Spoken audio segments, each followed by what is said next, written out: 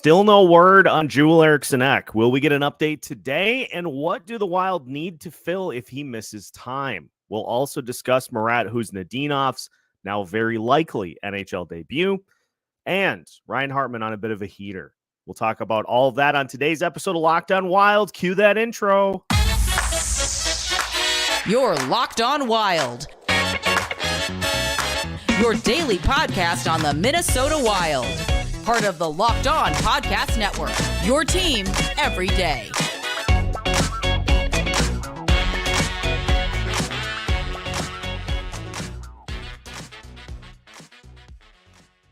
What is happening, everybody? Welcome into another episode of Locked On Wild, your daily Minnesota Wild podcast. Part of the Locked On Podcast Network, your team every day.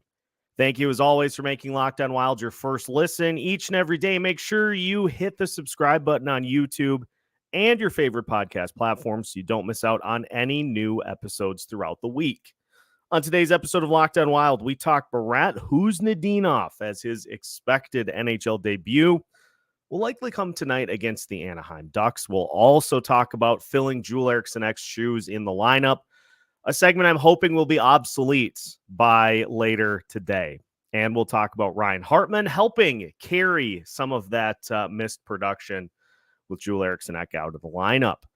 My name is Seth Topol, your daily Minnesota Wild insider, and joining us today is Isha Jahromi of the Sota Pod for the second part of what is becoming a collaborative effort between Locked On Wild and the Sota Pod here weekly. Wild fans can hear me on the Sota Pod on Mondays, and you'll be able to hear Isha on Thursday's episode of Locked On Wild, a Sota Pod sized Thursday. Isha, what's happening? Sota Pod size is the best size, Seth. Thank you so much for inviting me on. First time, first week anyways, since we've started our collaboration here. And I'm excited, man. I'm excited. Not a lot of meat on the bone as we were hoping to hear something about Eriksson Ek, but knock on wood, fingers crossed, by the game tonight against the Anaheim Ducks, we should hear, we should know what's going on, and hopefully there's some good news. I'm a glass half full guy today. And I'm thinking that it's going to be fine. Yeah, I hope so too. And just to kind of paint the scene for those that missed it, Joel Eriksson Ek was going to the boards to grab a puck. He came in kind of low, and Nick Bjugstad got him. Was coming from up high, and Nick Bjugstad is like 6'7", so high for him is high. And from what I saw, he got Eriksson Ek kind of in the lower back. And so my immediate thought was that his lower back locked up. There were others saying it looked like knee on knee, some sort of a hip thing. So who knows at this point? He went to the room gingerly and did not return to the game. But we'll talk more about filling his spot in the lineup here in a little bit. It does, I think, lead to us getting Marat Khusnutdinov's debut here tonight against the Anaheim Ducks, because it sounded like either Thursday or Saturday was the latest update. But if Joel Eriksson Ek does miss the game, I think that just pushes that to tonight's game. And so it's just a natural fit for him to come into the lineup. And so super exciting for Marat, who is somebody that a lot of the diehard fans have been clamoring for a while. Like, people that are fans of the draft have followed his story here for years. But he's going to introduce himself, Isha, to a new set of fans, because I think first and foremost, before we dive into like the particulars, I think first and foremost, fans are just going to be real excited about the style of play that he brings. He is, in a short way to summarize it, dude's a bulldog, and I think that's going to play very well on this team. Yeah, not only does he play with an edge and have a little tenacity, for being a smaller in stature, it's almost like he has a chip on his shoulder in that regard, to play a little harder, to actually get into the dirty areas. and muck it up a little bit. And that's what I love about his style. He sees the ice so well on the skill side of stuff. He sees the ice so well. He's an insane playmaker. The puck is off his stick instantaneously, and he barely fumbles anything coming his way. So he's very good at reading the game as well. And, barring a little bit of a language barrier, I imagine he'll pick up on the Wild systems pretty quickly. And what a treat for the first game. Again, likely going to be the first game here tonight against Anaheim. What a treat that it's against the Anaheim Ducks, given that, and no disrespect, everyone knows this, they're at the bottom of the National Hockey League. They're not one of the best teams. So what a game to, quote unquote, make some mistakes in, knowing they're not going to cost your team too much. Now, this is the National Hockey League. There's not really room for any mistakes. And I'm not saying that he's going to make a lot. I'm saying that if there are any miscommunications on getting some reps within the system, that what a perfect scenario for this game, with or without the injury, and maybe having to be forced into that spot a little bit if they did want to keep him for Saturday. It's still overall best case Ontario, as they say up in Canada. Isha, let me pose this to you as well, because when we were tracking all the updates for Khusnutdinov getting to Minnesota, getting on the ice, Joe Smith getting to hangar whatever B.A. and every second. Would you actually? I know a Starbucks order too now, Seth. I don't know if you saw that.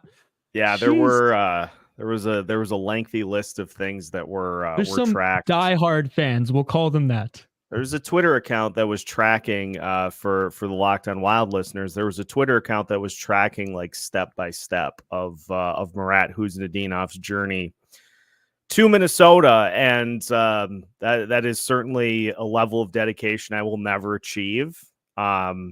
Is probably a nice way of putting it. But Joe Smith had a tweet that stopped me in my tracks during the course of practice and getting Khusnutdinov on the ice, because it was for a drill, but there was an instance in which Khusnutdinov was paired up with Kirill Kaprizov and Matt Boldy on a line.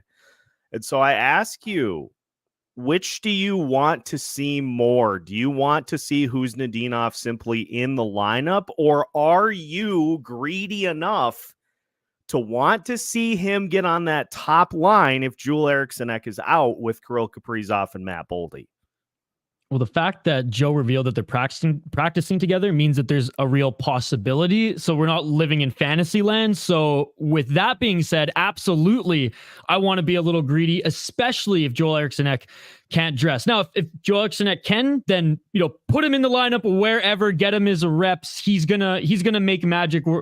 He's gonna make magic out of whatever pairing or whatever line he's on.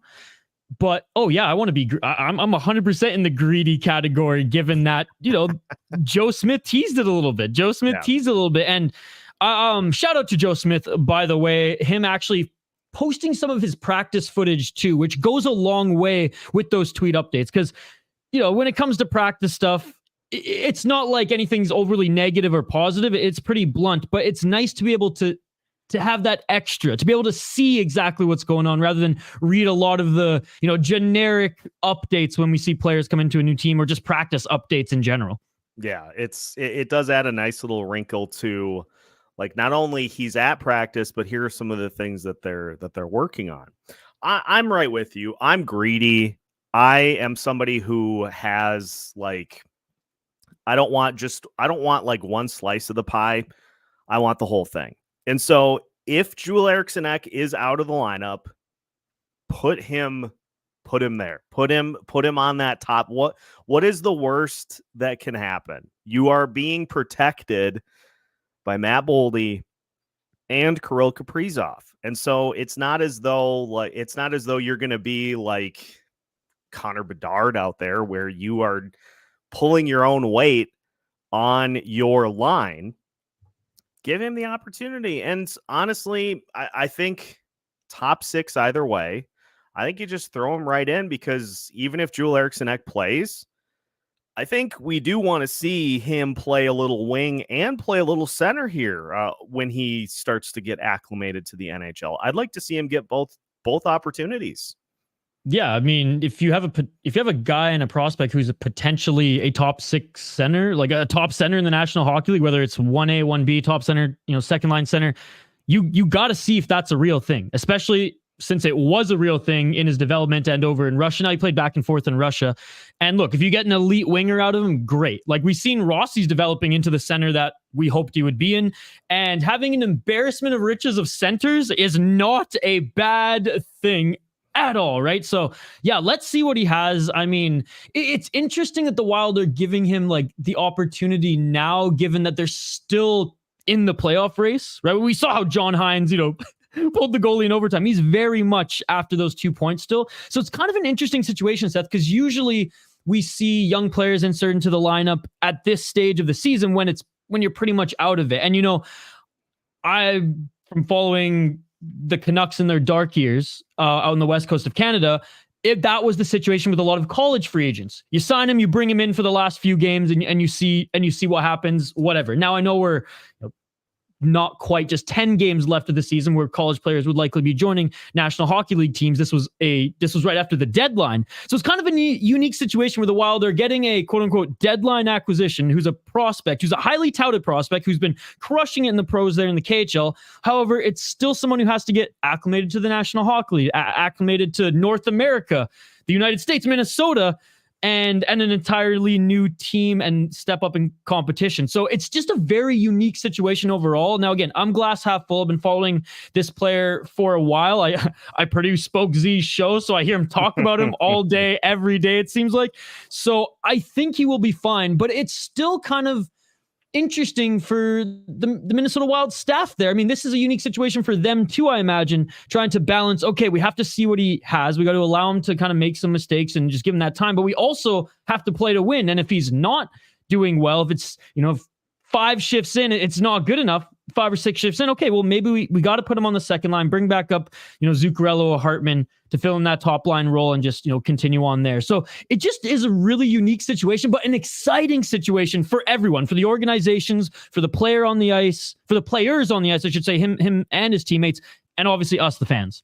Yeah, as soon as he gets acclimated to the time change, which we've heard has been the biggest issue for him, like sleeping through dinner the other night with Kaprizov. Hey, I get it. He was completely on the other side of the globe forever, and all of a sudden now is not. So, bro, the daylight savings is messing with us, and that was 1 hour. Yeah, exactly. Like, you know what I mean? Like, people were legitimately like going crazy on Twitter. Stop daylight savings. Fuck this. I'm like, bro, like poor Marat, dude. Yeah, like I still, it took me like 2 or 3 days after daylight savings time. I was up till 2 a.m. last night again going, why am I still awake? Why do we do this to ourselves? Yeah, it's gonna be a lot of fun to watch. I think it'll give a nice little jolt to fans to be able to watch him get acclimated, do his thing. And the hope is that he can do so with Joel Eriksson Ek still being able to be in the lineup. But if he isn't, I want to run through the areas because we've talked about this, Isha, throughout the year. Joel Eriksson Ek does a lot. He fills a lot of roles on this team. And so if he's not going to be there, let's try to figure out. It's a huge loss for this team, but we'll try to figure out some different ways to fill just all of the things that Joel Eriksson Ek does over the course of a single game. So we'll run through that list plus more with Isha Jahromi of the Sota Pod as we continue today's episode of Locked on Wilds after this. Today's episode of Locked on Wild is brought to you by Ibotta. Grocery bills are so expensive these days, but now they don't have to be. Start getting cash back on your grocery shopping with the free Ibotta app and get cash back every time you shop. Ibotta is a free app that gives you the most cash back every time you shop on hundreds of items, from groceries to beauty supplies to toys, so you can make sure you're beating inflation no matter what you're purchasing. Other apps give you points that don't amount to much. With Ibotta, just add your offers in the app, upload your receipt, and you get real cash that you can cash out to your bank account, PayPal, or through gift cards. Right now, Ibotta is offering our listeners $5 just for trying Ibotta by using the code LOCKEDONNHL when you register.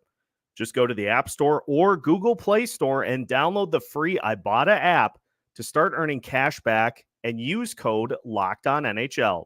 That's IBOTTA in the Google Play or App Store and use code LOCKEDONNHL. Welcome back to today's episode of Locked On Wild. Once again, we thank you for making Locked On Wild your first listen each and every day. As you know, Locked On has launched the first ever national sports 24/7 streaming channel, Locked On Sports Today.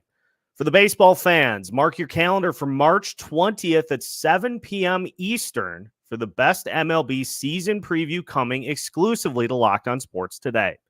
On March 20th at 7 p.m. Eastern, be the first to get local insight from the Major League Baseball local experts on the Locked On Podcast Network. Find it on March 20th at 7 p.m. EST on the Locked On Sports Today 24/7 streaming channel on YouTube or on the free Amazon Fire TV channels app. Isha Jahromi of the Sota Pod joining us for a Sota Pod-sized Thursday here on Locked On Wild. And Isha, Joel Eriksson Ek, it turns out, has a lot of shoes. He wears a lot of hats for this Minnesota Wild team. He plays on the power play, plays on the penalty kill, number one center in the face-off circle. Oh, and he's pretty good at all of them too.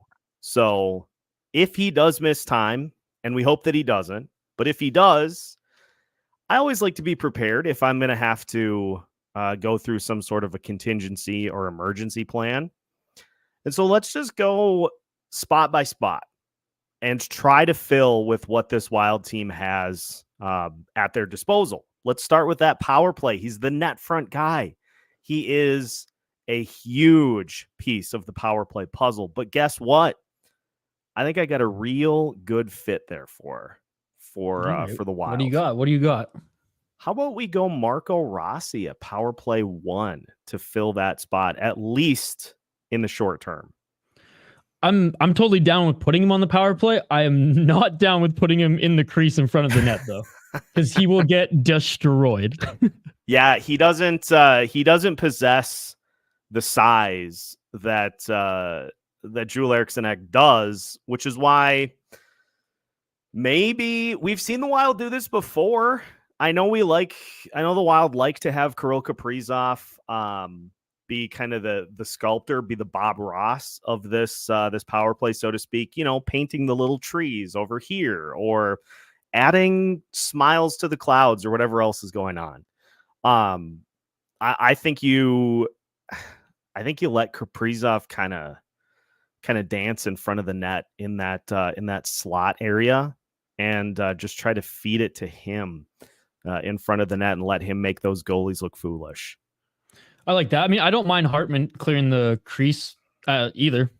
Give him more of a role and push him in front of the net. He's he's not the biggest guy either, but like he plays that tenacious game 5-on-5 anyways. Let him clear the crease a little bit. I like that. I think too, we're seeing Hartman. We're seeing him kind of have that stretch of games where he's really contributing in a positive way. He's not trying to retaliate against every single player on the opposing team. Well, and he's scoring those quote unquote dirty goals in front of the net anyways, yeah. Right? He's always had a pretty good tip game. He's always had success cleaning up the garbage, so picking up rebounds and stuff like that. So again, you can't replace Joel Eriksson Ek. I mean, hot take, like he's the most complete. So in my mind, the best player on the Minnesota Wild. Kaprizov is the best, offensive threat.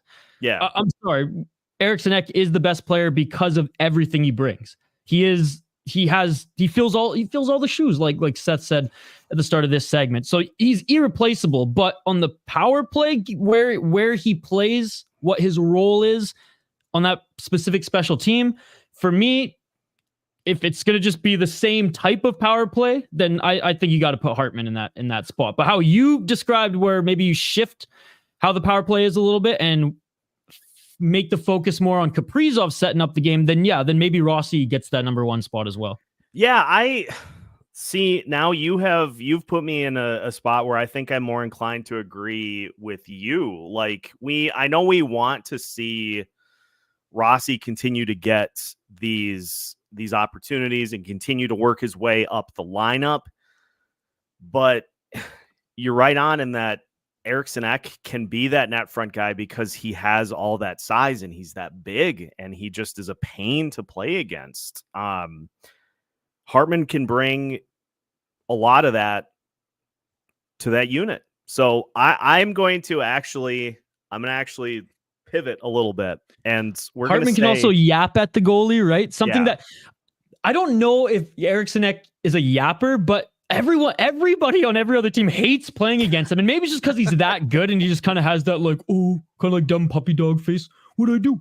Maybe that's why. Whereas Hartman, he tells you why. He tells you why. Why you don't like Hartman, right? Yeah. But furthermore, with him, assuming he can play that position and play a similar type of role and bring that fill that role similarly anyways, then they don't have to go changing the power play up too much and focusing on it too much in practice. Now, maybe that throws other teams off who are preparing for them and have the film on them. But again, throwing Rossi, again, a younger guy into the fire there, maybe that is just too much, especially if Ek is out short term. It's like, okay, if he's out long term, maybe we rejig some things and actually throw some other teams a curveball here and really shift things up. But if it is in fact the short term, then I mean, realistically, who else can fill that role other than Hartman? I mean, maybe Moose, but No, I think Hartman's probably the one that you would want to fill those spots too. Because if Moose is doing it, that's not a good thing, right? And I love the guy, but he's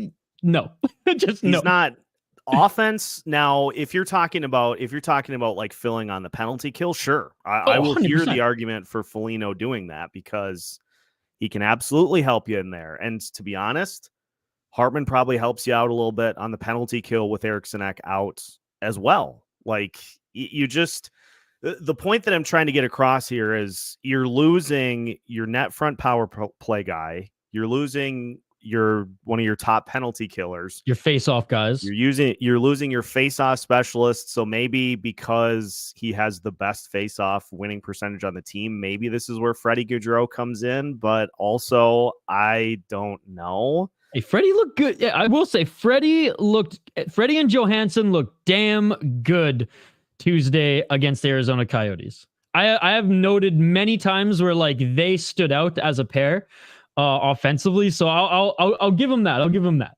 And in a probably a better suited role, like third line. I think if we put those two on the third line and just better matchup, it all comes down to the better matchup. When they have to face top six in the elite of the elite, they're just not good enough. When they face other teams' third lines and fourth lines, they're way too quick for them. And we saw that because they're fast, man. Just that extra step, that extra grit, that extra awareness, that extra skill isn't there to match up with a lot of the league's top six. Yeah. I think this is something that we haven't keyed in on a ton here at Locked on Wild, but it definitely rings true, is that if you put them in positions to where they're not out of place and are better suited in the lineup, that leads to better looking results. So they are third liners at the end of the day. They never were anything more. The Wild just propelled them, and last season and the year before, they look pretty good. Good. They just tried to put them out of place a little bit. Let's finish by talking a little bit more about Ryan Hartman, because another key element for this team that has been lacking lately has been some of that supplemental scoring. Your top three guys, your Kaprizov, Eriksson Ek, Matt Boldy, they've been carrying the entire offense for 2 months. If the Wild can continue to get some of that secondary scoring, that's where the help comes in. And so we'll talk about Hartman. We'll talk a little bit more about the lineup and take a look at tonight's game against the Anaheim Ducks as we finish tonight's episode of Locked on Wilds after this. Today's episode of Locked on Wild is also brought to you by Robinhood. Did you know that even if you have a 401k for retirement, you can still have an IRA?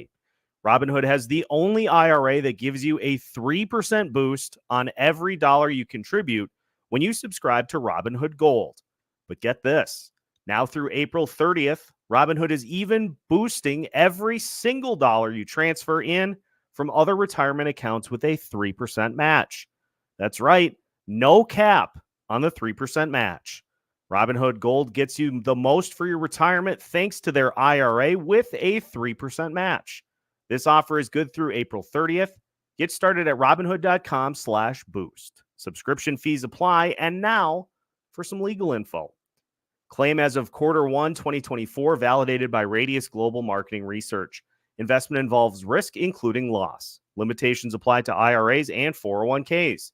3% match requires Robinhood Gold for 1 year from the date of the first 3% match. Must keep Robinhood IRA for 5 years.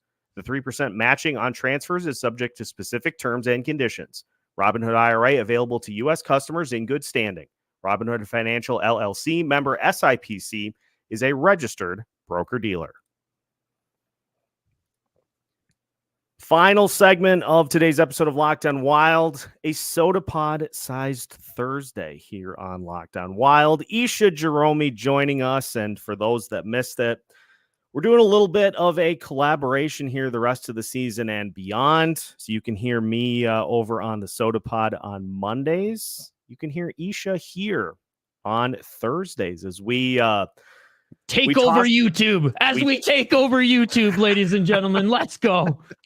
We toss it back and forth between the masses and just give them exactly what they're looking for here as we continue with our, like you said, just taking over the YouTube world and giving the people what they want. And Speaking the people did want it, which is amazing. So shout out to everybody who gave us some great feedback on the Sota Pod, saying that you love Seth being part of the show. Can't wait. Man, this is the start of something good.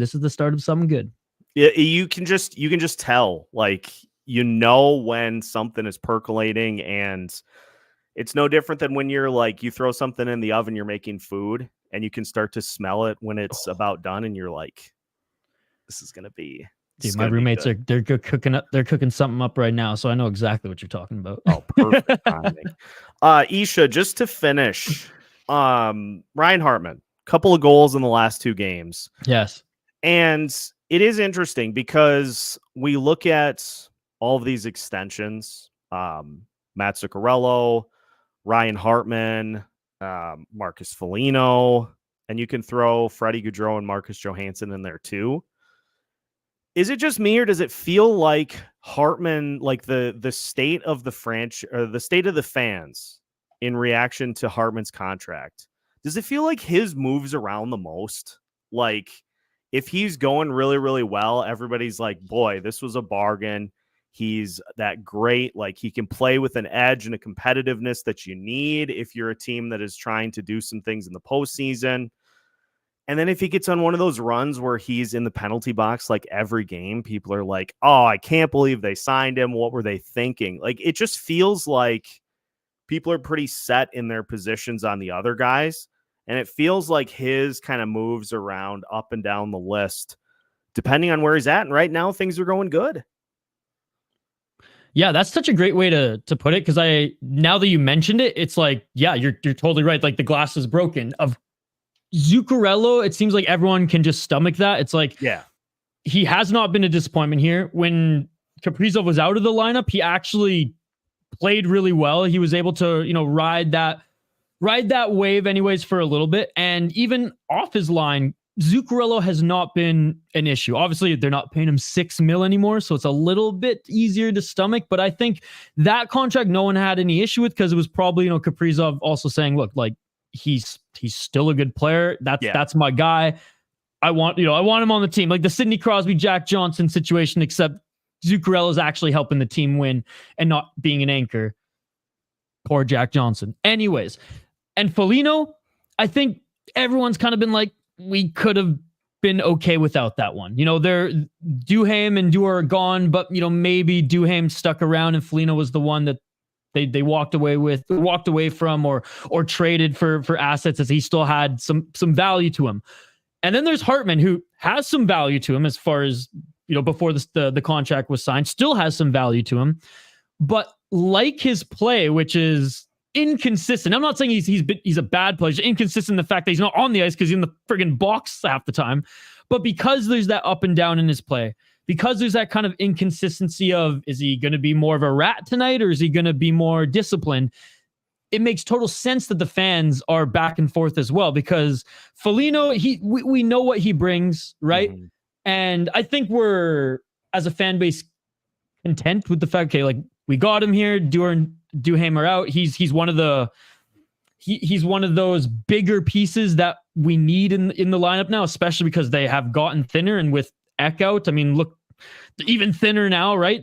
In stature. So I feel like the fans, they're kind of annoyed with that one, but they understand it. But no, you hit the nail on the head with Hartman, and I don't think it's going to be. I think this is going to be the way it is for the next few years, to be perfectly honest. Now, I have an issue with all of those contracts being signed at the same time. Do I fault like each player? Do I hate on each of them like individual all the time? No. It's just annoying that was the route that management went. Mm-hmm. And as a result, like, we're in the situation we are now. There's not a lot to play around with, and you had to send some of your young, energetic guys who you probably could have retained for less than what you paid Hartman and Foligno. Though I think Hartman brings just a little bit more. He's got to stay out of the box. Yeah, 100%. I think the overarching thing here is that if you were in a universe or multiple universes, if the multiverse, there are Minnesota Wild's timelines in which you only sign one of these guys. And I think or two. I think in those instances, the fans are just fine with that. Like Hartman by himself, signing him as a guy that can play up and down the lineup. If you have an injury in the top six, he can slot in there and he's going to shoot the puck. Bingo. That's what's so valuable about all three. Because Zook is obviously going to be in the top six, but Hartman's one who you can patch him in and he can play the top six. Where Foligno, he's only playing bottom six. And I think the hope, I think what the Wild organization are hoping with all three of these guys is that this next wave of prospects is going to come in and they're going to help. In the case of Matt Zuccarello as a top six guy, they're going to help. And they're going to slot Ryan Hartman and Marcus Foligno permanently down in the bottom six. And that then all of these guys are in spots like we just talked about with Marcus Johansson and Freddie Gaudreau. They're in spots where they're not being asked to do too much. And their production is more consistent because they're playing against competition that they slot in against much better than first line guys, second line guys. I think that's the hope, is that these are all Bill Guerin. He says it every time he's asked, that these are key pieces to this team. But I think if he had an opportunity to add to that sentence, he would say these are important pieces to this team when put in the proper spots in the lineup, in their rightful roles. Yeah. So that's I agree. Like it's just, and I know me myself too. It felt like there was an opportunity to get them all back, but ship them all out based off of what you got at the trade deadline. You could have got probably at least a first round pick out of getting rid of all those three at the deadline, but I don't know. That's here nor there. That's just how I would do it if I was GM. It was just interesting, and I know the fan base reflected this, that we're getting closer to that cap relief, but again, it's not really cap relief when you have to then sign. Some of your guys are coming off the books, like some of our top players, some of these prospects coming in, some of these. I mean, shoot, man, Faber's deal. Oh my goodness, that's going to be huge. You know what I mean? So the money is going to be. There's not going to be a lot of space once you re-sign some of these guys, but what you're hoping is that the young guys come in and make it easier to manage the cap when you have young guys like Rossi coming in on an ELC, like Marat coming in, like Yurov's going to come in next year, like hopefully Riley Heidt comes in next year. But where the heck are the roster spots, and where is this free cap coming from when that Suter and Parise's money is off the books, but you have Hartman, Zuccarello, and Foligno still there. So it was just like, I didn't understand why all that money right away, all three players, when you're just about to have at least a little bit of flexibility to be able to construct this team for the next phase. Yeah, 100%. We're on the same page. And again, if these prospects slot these guys in where they are naturally suited, I think everybody just has a little bit less of an issue with it. But and coming full circle, Seth, if Marat comes in and it's like, yep, this guy's top 6, boom, that's one shoe to drop already, right? That's okay. Hartman can be dropped already. And that's a good thing for this team. Perfect. I'm glad that we got an update on this before we finish, because we have, this is why, if anybody notices me looking around all the time, is because I've got 3 screens and I'm just trying to frantically keep tabs on what's going on. But I've got definitive from Michael Russo, an update on Joel Eriksson Ek. And I'll hold it up to the screen and I will also read it. Sounds like Joel Eriksson Ek will miss a few games, but the Minnesota Wild center dodged a bullet. Means it could be Marat Khusnutdinov debut time tonight. This is being recorded on Wednesday night. Could be Marat Khusnutdinov NHL debut time Thursday against Anaheim. So there we go, Seth. There we go. Yeah, this show does not become top line. We could see him on that top line then. I would love to see it. Wow. Honestly, like give it to him. Glad it's probably like soreness and he needs just a little PT and a little decompression there. Couple more ice baths to take down some of that inflammation. But I'm so glad to hear that like nothing's strained, nothing is ripped, nothing is broken. It's probably just, because if it was a hip injury or a knee injury, he's done for a while, right? Yep. If it's a back injury, I mean, these National Hockey League players, Big Four athletes, they got the best personal trainers, they got the best physical therapists. He'll be back. He'll be back soon. So wow, again, and this is, again, a smart move for the Minnesota Wild. Don't rush Ek back in when you're playing Anaheim and you have now a slot for Marat to again, not ideal, but seamlessly slide into the top 6. Tom Brady hopped into the lineup when Drew Brees got injured, and look how that turned out. Not saying this is the same thing, but you never know. We don't know until he takes the ice. Bro, the Hamburglar in Ottawa that one year. What was it? 20 out of 21 games he won down the stretch, and that team who had no business being in the playoffs somehow made the playoffs. Now, I hope Marat has a longer career than that of the Hamburglers. He fell off the next year, but you never know, dude. You never know. Yeah. Let's hope he gets 25 goals in these final 16 games.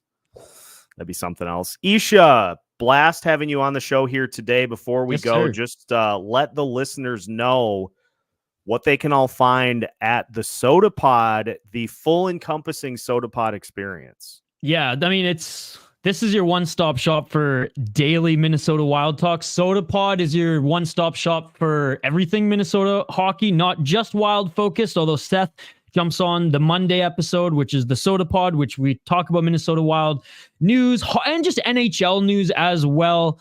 Funny, funky stories that let's just say the professionals like Seth don't necessarily cover on this show, but that I definitely unearth because I'm that psychopath. I'm that much of a hockey nerd. So yes, Mondays, it's such a fun show bringing Seth on to dive into Minnesota Wild and just NHL and world hockey focused topics. Monday, Tuesday, Wednesday, you can find your college hockey fix covering, the Gophers in the Big Ten, the NCHC teams, as well as the CCHA. Also every Wednesday, a new show that has just dropped under the Sota Pod banner, Fellowship of the Rink. So nerdy. But anyways, Joe Smith, that's right. Athletic writer Joe Smith and Hoppy have teamed up to have a Minnesota Wild focused show that drops every Wednesday. And then Friday, everything Wild prospects with Spoke Z and Hoppy for Judd's Buds. If you want to be part of the Judd's Buds show, they stream every Wednesday, 6:30 p.m. Central Time. The audio podcast drops every Friday. But if you want to be part of the live chat, if you want to be part of that weekly show, that airs on the Sota Pod YouTube channel every Wednesday, 6:30 p.m. And if you want to wait an extra couple days, you can find it on Friday. But every day there's something dropping on the Sota Pod podcast feed, and we're dropping clips of the podcast on YouTube weekly. Love it, Isha. We'll talk to you again here next week. Listeners, can't wait. Hit that like button and make sure to subscribe so you don't miss out on any new content, whether it be live shows, pregame, postcasts, Sunday live show, hanging out with the fellas at the Sota Pod. Make sure that you check in on everything we got cooking up by liking and subscribing. You can find new episodes every Monday through Friday as part of the Locked On Podcast Network.